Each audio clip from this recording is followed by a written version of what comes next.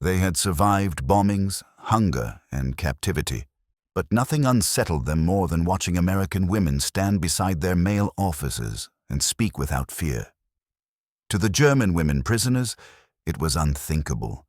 Discipline had trained them to bow, to obey, to lower their eyes. But these American women didn't bow. They looked men in the face and argued, and somehow the men listened.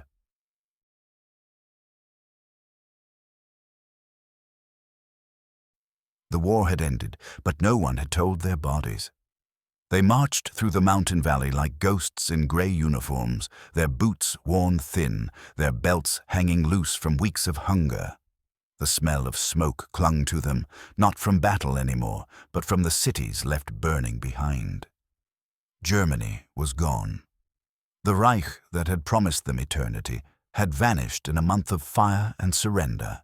And yet, even as the Americans waited at the edge of the road, rifles slung and eyes weary, the women of the Luftwaffe and Wehrmacht auxiliaries kept their formation.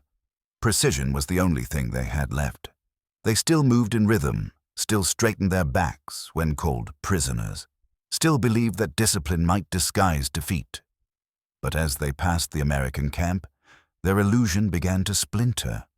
The men who watched them did not look like victors carved from propaganda. They were young, sunburnt, chewing gum, their uniforms loose and casual. Some smiled, some didn't even bother to look. There were no banners, no speeches, no vengeance, just indifference. And somehow that hurt more than hatred. When the gates of the makeshift camp shut behind them, the silence was unbearable.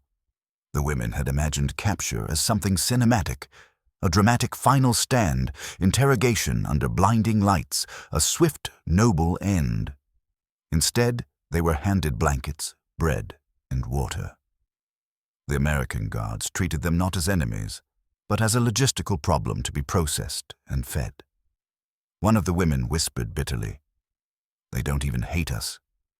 It was meant as an insult, but her voice cracked halfway through. Inside the camp, the structure of their old lives began to crumble. Orders no longer came. The men who once commanded them were gone, some dead, some in hiding, some pretending to be farmers or civilians.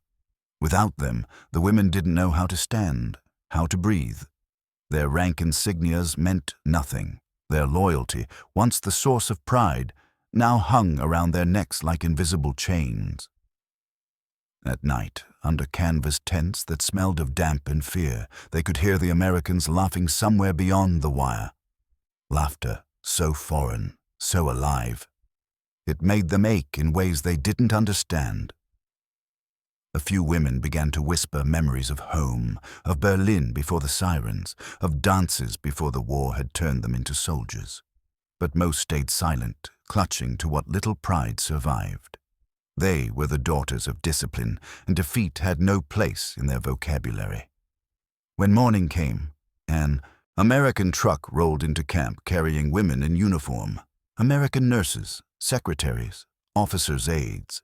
They walked among the men as equals, speaking freely, their heads unbowed. The German prisoners stared, their confusion sharp as pain. They had been taught that a woman's strength came from obedience. But here were women who obeyed no one, and the men listened to them. For the first time since the surrender, the German women felt something stranger than fear. They felt the first flicker of doubt. The morning began with the clang of metal trays and the smell of coffee, an alien scent that cut through the damp air of the Austrian valley. The German women stood at attention out of habit, their postures rigid, even as exhaustion bent their spines. They expected the day to bring humiliation, perhaps interrogation, perhaps worse. But what greeted them instead was confusion dressed in khaki. The guards moved with an easy rhythm, their tone light, almost casual, and among them, unthinkably, were women. They weren't nurses tending to the wounded or secretaries hidden in offices. These American women wore the same uniforms as the men, carried clipboards instead of rifles, and gave instructions as if it were the most natural thing in the world. One called out orders about food rations, another directed the unloading of supplies. Their voices carried, not shrill, not apologetic, but firm. Men obeyed them without hesitation. To the German prisoners, it was like witnessing gravity reverse itself. For years, they had been told that a woman's worth lay in silence, in service, in devotion to duty and nation. They had polished boots, typed reports, stitched uniforms, and poured their loyalty into the hands of men who ruled without question. A woman who spoke above her station was an embarrassment to her uniform. Yet here, the Americans had built an entirely different world, one where authority was not shouted, but shared. One of the prisoners, a young communications clerk named Elsa, watched as a tall American with her hair tucked neatly under her cap strode across the yard toward a group of male soldiers. The woman pointed toward a crate and said something sharp. The men hesitated only a moment before lifting it, grinning as they joked with her. Elsa blinked, certain she had misunderstood what she was seeing. When the woman laughed, a loud, unrestrained sound, the German women nearby exchanged uneasy glances. To laugh like that in front of men would have been unthinkable back home. Later that afternoon, when one of the American women approached the line of prisoners to check names, her tone was brisk but polite. "You'll get your rations soon," she said, her accent clipped and efficient. Some of the Germans didn't understand the words, but they understood the tone. Respect. Not sympathy. Not contempt. Just an acknowledgement that they existed. It unsettled them more than any insult could have. That night, the camp settled under a pale moon. Whispers rippled through the tents.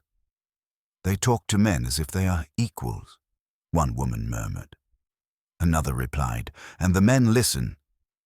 There was no ridicule in her voice, only disbelief, and something else, something dangerously close to envy. In the stillness that followed, Elsa found herself replaying the image of that laughing American woman, standing tall among soldiers who did not silence her. The sound of that laughter lingered in her mind like a forbidden melody. For the first time, she wondered if obedience had ever truly been strength, or if it had only been fear, taught in uniform. It happened on the third morning of their captivity, just after roll call. The sun had barely lifted above the mountains, and mist still clung to the wire fences like breath that refused to fade. The German women were lined up in their usual silence, eyes fixed forward, waiting for orders that would never come. The Americans were gathered near the command tent, their voices carrying easily across the yard, relaxed, confident, undisciplined to the point of blasphemy. And then it happened. A young American sergeant, no older than 25, spoke sharply to a male officer in front of everyone. Her tone wasn't hesitant or pleading, it was firm, almost defiant.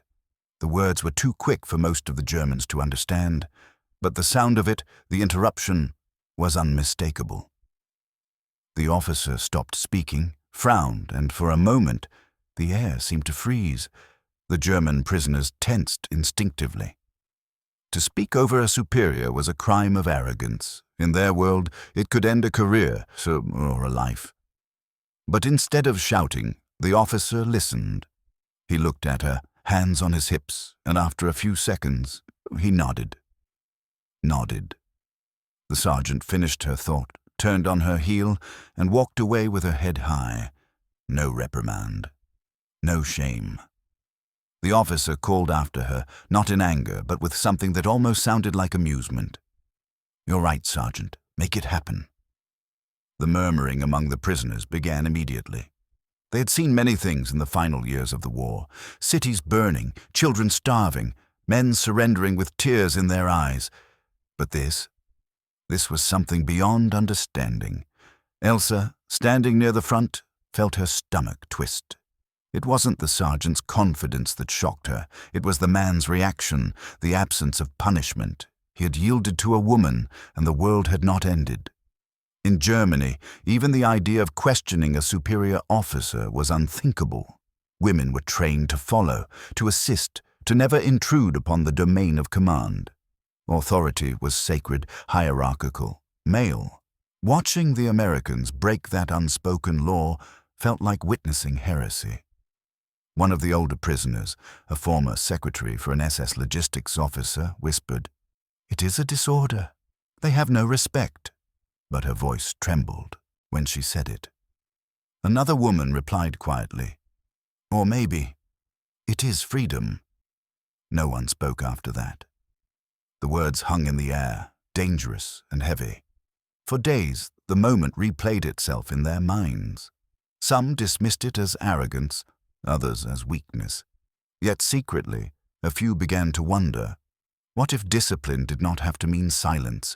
What if obedience was not the same as strength? The sergeant's voice echoed through their thoughts like a forbidden hymn, proof that power could exist without permission. That night, Elsa lay awake in her cot, staring at the shadow of the tent above her. She tried to imagine herself interrupting a man like that, speaking with conviction instead of caution. The image felt impossible and intoxicating. She didn't know it yet, but that single exchange between an officer and a young woman had cracked something deep within her. Not faith, not loyalty. Something older, something she had mistaken for survival. It started with confusion, not cruelty. The camp, once a place of whispered fear, became a theater of contradictions. The German women had been raised in order, the clean geometry of ranks, the certainty of obedience. Authority was vertical, and they had spent their lives standing beneath it. But here, in this strange American camp, the lines blurred until up and down no longer meant anything. They watched the enemy move through the day as though hierarchy were made of air, invisible but easily crossed. Men and women worked side by side without the careful distance the German prisoners had been taught to maintain. An American corporal joked with a female driver while they unloaded rations. She laughed, threw back a teasing remark, and he only grinned. No one barked at her for insolence. No one reminded her of her place. The German women stared, waiting for the reprimand that never came. The absence of discipline felt wrong, like standing in a cathedral and hearing laughter echo through the pews. For them, obedience had always been sacred. It was not a burden, it was identity. From childhood they had learned to move like parts of a machine, efficient, silent, unquestioning. In the Reich, submission had been a virtue, and women were expected to be its purest expression. Even in uniform, their power had been borrowed, never owned. Yet here, across the barbed wire, the Americans seemed to live in a different rhythm entirely. Orders were requests, commands were suggestions. Respect was given, not demanded. Elsa found herself watching the Americans more closely than she meant to. One afternoon, she saw an American woman with grease-stained hands repairing a truck engine beside two men. When she barked at them to lift a part correctly, they did it, without mockery, without resentment. Later, one of the men brought her a cup of coffee and thanked her for the help. The woman just smirked and wiped her hands on her pants. Elsa had never seen such a thing. In her world, a woman who spoke like that to men would have been labeled hysterical, unfit for service. Here, it was normal.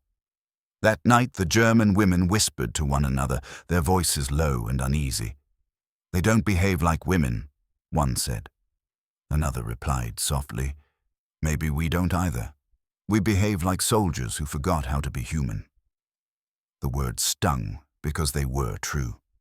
The Americans' freedom was disorienting, almost indecent, but it carried a strange gravity that none of them could look away from. By the second week, the old instincts, the straightened backs, the clipped jowl, began to falter. Some stopped saluting when guards passed. Others met the Americans' eyes instead of lowering their gaze. These were small rebellions, invisible to anyone who hadn't lived under the weight of obedience. But to the women who had been taught that silence was loyalty, even these gestures felt like treason and liberation. Watching the Americans was like hearing a hymn in a language they had never been allowed to learn. It sounded wrong. It sounded dangerous. And deep down, it sounded like freedom. It began almost imperceptibly, like the first hairline crack in glass. No one planned it. No one even dared to name it. But something inside the camp was shifting. The German women had spent their lives measuring every word, every movement by the expectation of obedience. Now, surrounded by Americans who spoke without fear, they found that silence had begun to feel heavier than the wire that enclosed them. The first act came from Elsa. During the morning inspection, she raised her hand, not in salute, but in question. The interpreter froze, unsure how to react. The American lieutenant turned toward her, eyebrows lifted. "Yes?" he said simply. The word landed like a stone in water. Elsa hesitated, her throat tightening, but she forced the words out in halting English. "Why? Women work with men." A murmur rippled through the line. She braced herself for the explosion, for the punishment that must surely follow, but it never came. The officer only shrugged and said, "Because they can." Then he moved on, as if she had asked nothing unusual at all. That night, Elsa couldn't sleep. She replayed the moment over and over. The question, the calm answer, the silence afterward. It felt like stepping off a cliff and finding herself still standing. The other women looked at her differently the next day, some with admiration, others with quiet horror. But beneath both was the same emotion, envy. Soon, others began testing the boundaries in their own small ways. When a guard called for volunteers to help in the kitchen, 2 women spoke at once. One even laughed when he joked about their efficiency. The sound startled her so much she covered her mouth, as though laughter itself were contraband. Another woman, a former clerk from Munich, began to look American officers directly in the eye when answering questions. Her voice was still soft, but her chin no longer tilted down. The guards noticed the changes, but they didn't stop them. If anything, they encouraged them, mistaking the acts for adjustment, not rebellion. It wasn't an adjustment. It was an awakening. Every question asked, every glance held a second longer than propriety allowed, became an act of defiance against the invisible chains that had bound them long before captivity. They weren't trying to imitate the Americans. They were trying to understand them. How could these women speak freely and still be respected? How could they argue and still be heard? It was as if the Americans had rewritten the laws of nature. The camp began to hum with quiet, dangerous energy. A few of the older prisoners warned them to stop before they forgot who they were. But the younger ones had already tasted something they could not unlearn, the power of being seen, of speaking, of mattering. It terrified them, it thrilled them, and for the first time in their lives, fear and freedom felt almost the same.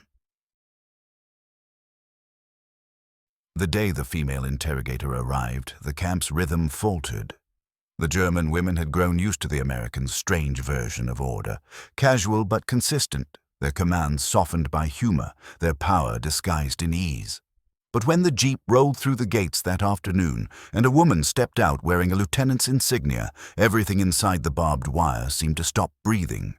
She wasn't like the others. Her uniform was pressed, her boots polished to a mirror's shine, her posture sharp as a blade. She carried herself with the unyielding confidence of someone who had never once been told to lower her eyes. When she spoke to the guards in quick, fluid English, her tone was clipped but calm, decisive in a way that demanded attention without raising her voice. Then she turned toward the prisoners and addressed them in flawless German. "I am Lieutenant Evelyn Carter," she said. "I'll be conducting your debriefings. You will answer honestly, and this process will go faster for everyone." The effect was immediate. Murmurs rippled through the ranks of captured women. They understood every word, but their minds refused to believe what they were hearing. A woman giving orders, to men, to prisoners, to anyone, was a violation of everything they had ever known. In Germany, even among the most disciplined auxiliaries, command belonged to men. They had been trained to speak softly, to obey quickly, to measure their worth by their usefulness. And yet here stood this woman, commanding respect with nothing more than her voice. When the first interrogation began, Elsa was chosen. She sat across from the lieutenant in a small wooden hut, the table between them bare except for a notebook and 2 tin cups of water. Evelyn's German was precise but unhurried, her gaze steady. She asked about postings, unit movements, communications, protocols. Not once did she raise her tone. When Elsa hesitated, expecting reprimand, Evelyn only leaned forward slightly and said, "You may take your time." Patience felt more dangerous than anger. Through the open window, the other prisoners could see glimpses of the scene. A German woman being questioned by an American woman while male soldiers stood quietly outside, waiting for instructions. The image struck them harder than any propaganda could. A woman gives orders to men, one whispered. The others shushed her, but their eyes betrayed the same disbelief. By the time Elsa emerged from the hut, her hands were trembling, not from fear, but from something harder to name. She had not been shouted at or belittled. She had been spoken to, listened to, treated as if her thoughts mattered. The lieutenant had power, but it wasn't the kind that humiliated. It was the kind that owned the room without demanding permission. That night, as the camp settled into uneasy quiet, the women whispered about her, the American officer who spoke like a commander and moved like she belonged there. They didn't know whether to despise her or admire her, but deep down, they all felt the same thing. The old world was cracking, and it sounded a lot like her voice. The camp no longer felt uniform. The same barbed wire that once bound them together now divided them in silence. Something had changed since the American lieutenant's arrival. Something invisible, but deep. It wasn't the food, or the treatment, or even the slow easing of fear. It was the sight of a woman with authority. A woman obeyed without needing to shout. That image had lodged itself in their minds like a splinter, and no amount of discipline could extract it. Some of the German women began to talk about it openly, in hushed tones after lights out. They spoke of Lieutenant Carter's poise, her confidence, the way male officers deferred to her judgment. "It's unnatural," hissed Gerda, one of the older prisoners, who had served as a stenographer in Berlin. "A woman commanding men. It's a disorder. Chaos." Her voice trembled as she said it, though whether from anger or something else, no one could tell. "That's why America is rotten. They have no purity left." Elsa said nothing. She watched the others argue, their words sharp but uncertain. Beneath the outrage, there was something else, curiosity, almost hunger.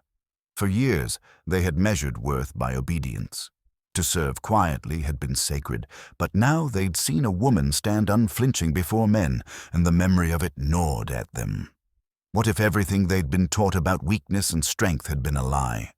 The fractures deepened with each passing day. Some of the women clung harder to the old codes, polishing their boots, reciting regulations from memory, as if routine could hold their world together. Others drifted toward something new. When the Americans addressed them directly, they began to answer with clearer voices, sometimes without waiting for permission. Tiny rebellions, barely visible, but they carried weight. One afternoon, during a ration distribution, a guard asked if anyone could translate a list of supplies written in German. Elsa hesitated, then raised her hand. The other prisoners stiffened. Her volunteering was an act of boldness in itself. The guard smiled and handed her the paper. "Thank you, Fräulein," he said, as if she were an equal. It was nothing, just a small exchange of words, but it left her shaken. That night, she couldn't sleep. Her heart still raced, not from fear, but from the strange warmth of being acknowledged. The arguments grew louder in the barracks. "They pretend we're equal so they can humiliate us," Gerda spat. "They mock our traditions." Another voice, younger, quieter, replied, "Maybe their way isn't mockery. Maybe it's just different." The sentence hung there like smoke.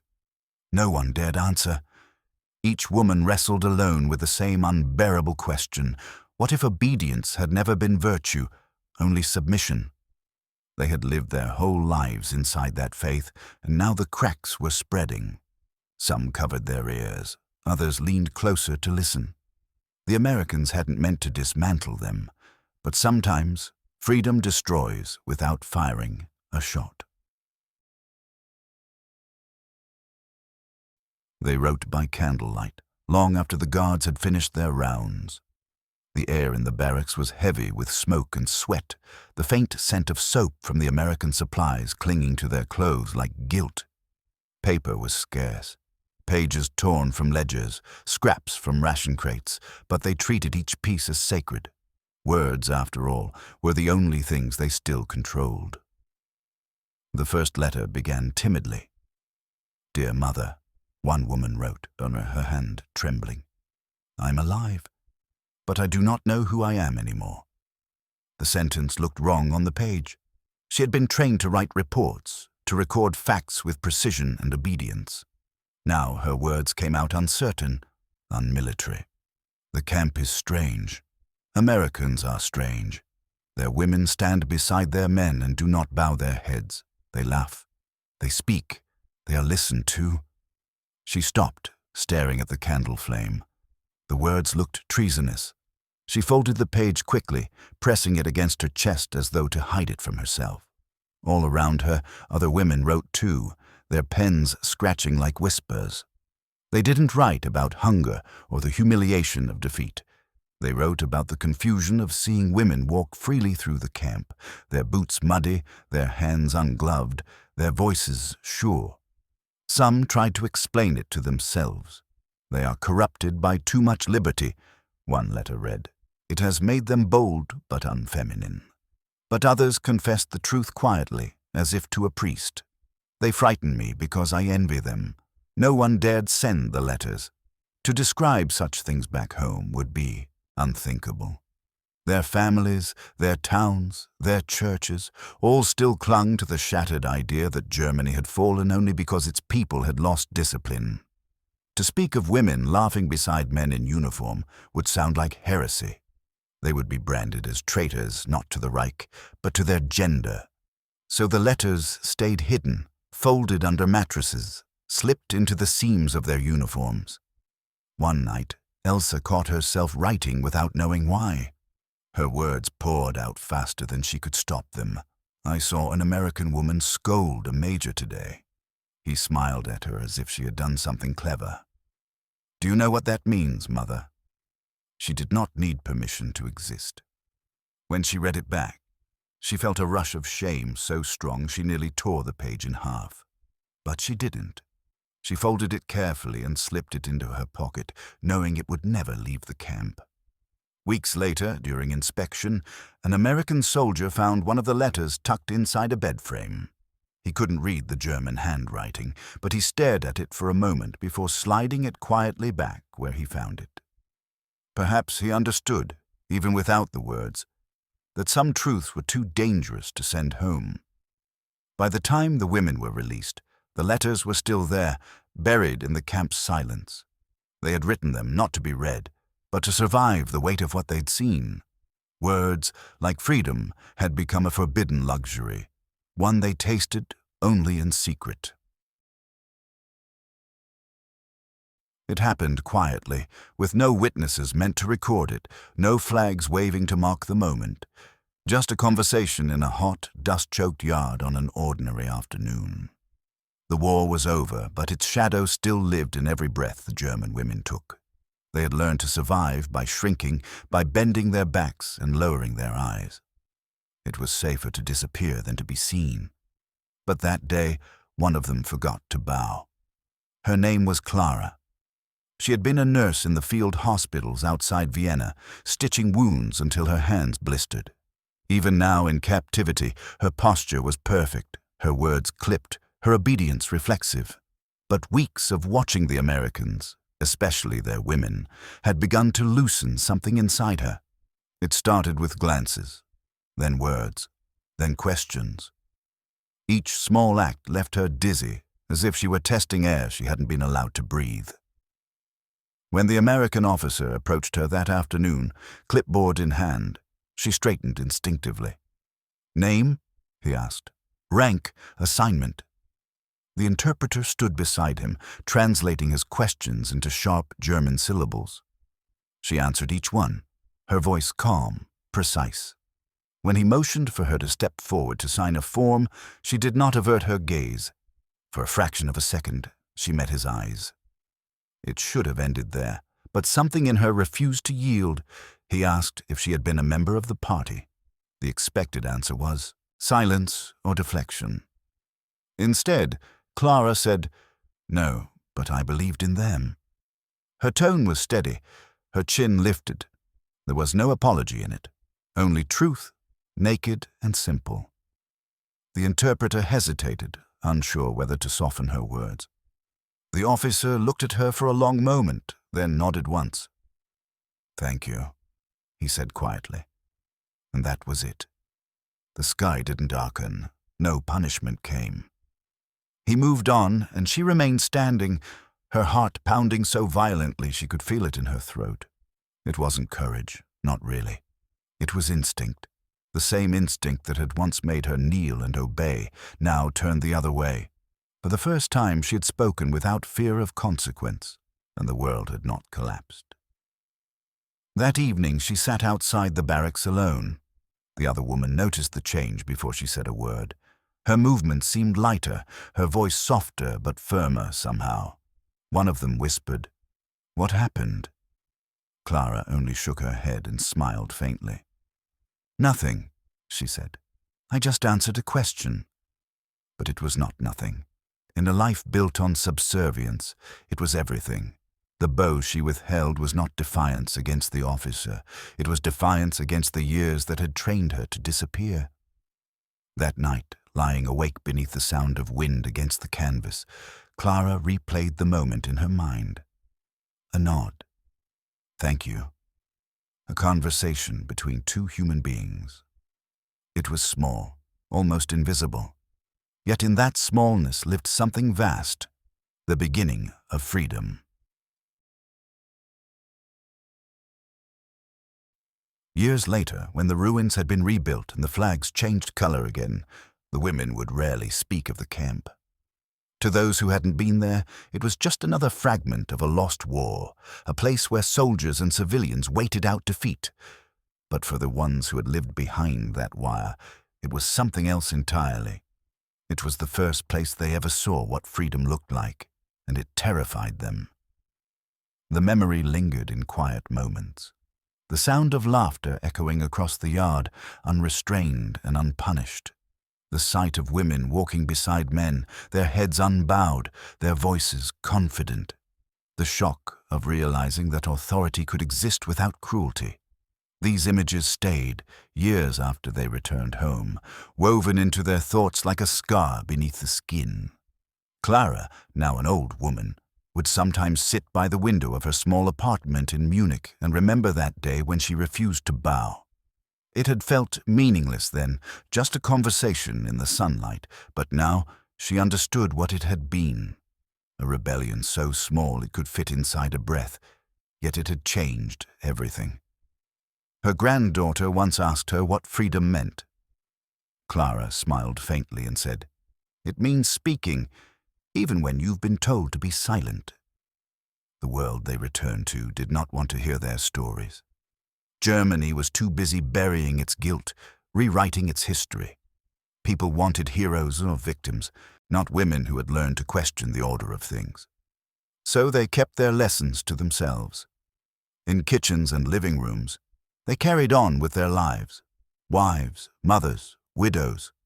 But somewhere deep inside, something had shifted. Elsa, who had once watched the American lieutenant interrogate prisoners with calm command, found work as a teacher.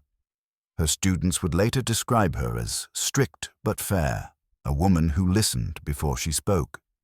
She never told them that she had learned that habit from watching American women speak to men as equals. To her, it was enough to pass it forward, to show her students, especially her girls, that strength could be quiet. Some of the others never stopped struggling with what they had seen. They called it corruption, weakness, temptation, but even those who resented it could not unsee it. Freedom, once witnessed, could not be forgotten. It was not given, it was discovered, and once found, it demanded to be remembered. In the end, what changed them was not victory or defeat, not ideology or hunger, but the realization that power could sound like laughter, that dignity could exist without obedience, that a woman's voice, once raised, did not need permission to remain. Years later, when the past had turned to memory and memory to myth, they would still think of that camp. Not as a prison, but as the first place they learned that silence was not virtue, and that a single word spoken aloud could be the beginning of everything.